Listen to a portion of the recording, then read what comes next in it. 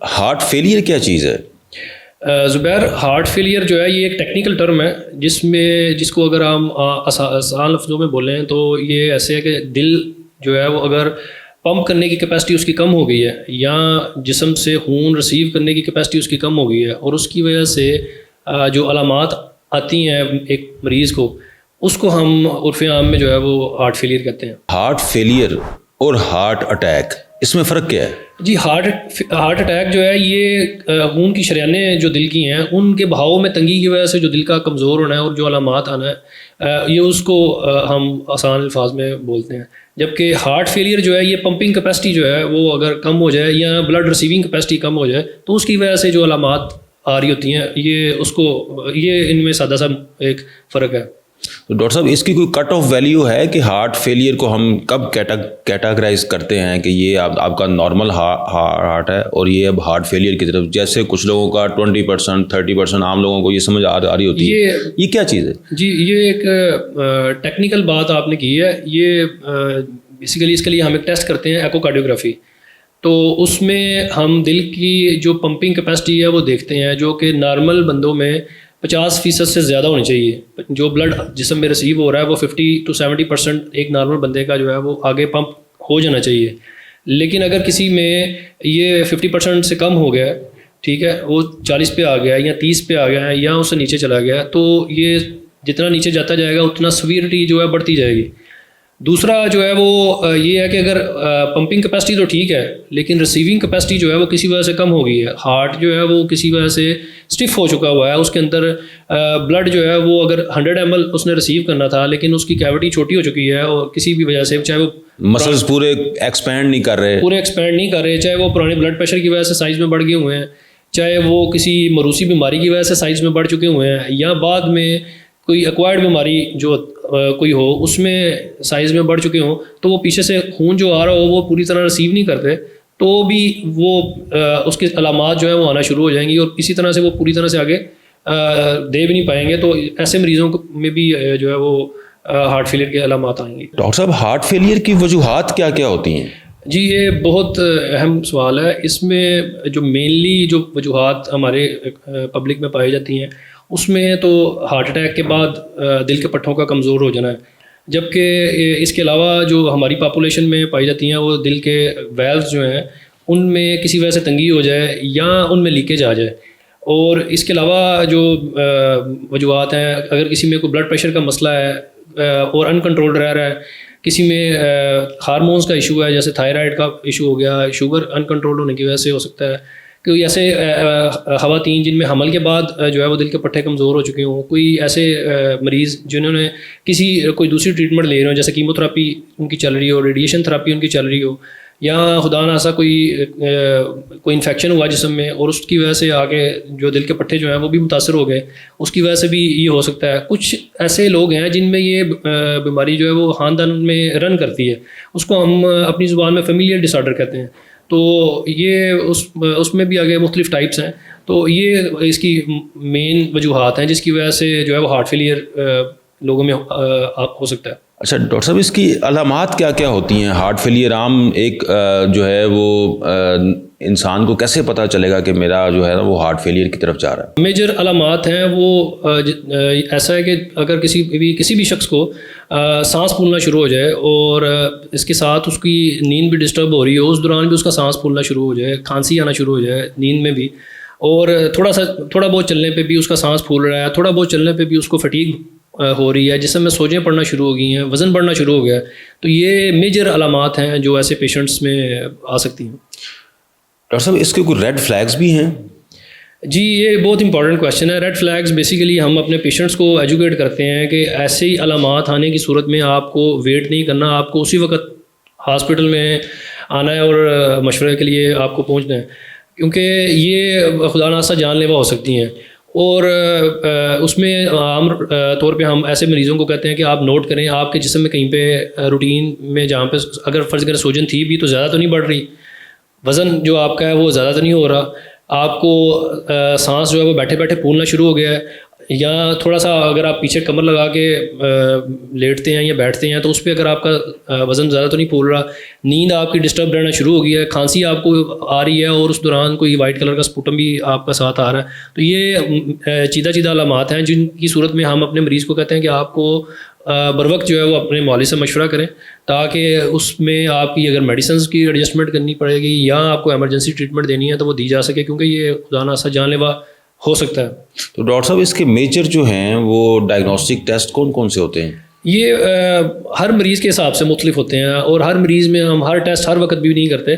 جیسے ECG ایک ہر مریض جو کارڈک پیشنٹ ہے اس کی ہم روٹین میں کرتے ہیں اور ریپیٹڈلی یہ کرنی پڑتی ہے. اسی طرح ایکوکارڈیوگرافی ہے, وہ بھی ہم مینلی کسی ایک مرتبہ تو ضرور کرتے ہیں اور ضرورت پڑنے پہ 6 ماہ بعد ریپیٹ بھی کی جاتی ہے, جس میں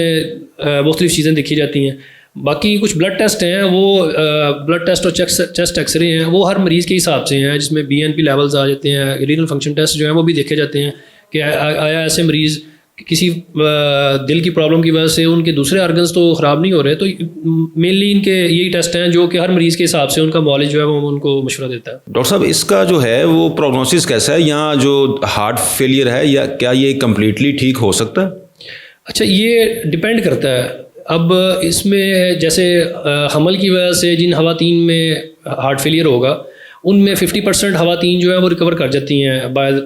بائی سرٹن ٹائم. کچھ ایک خاص عرصے کے بعد 6 ماہ میں ان میں ریکوری 100% مکمل ہو جاتی ہے. جبکہ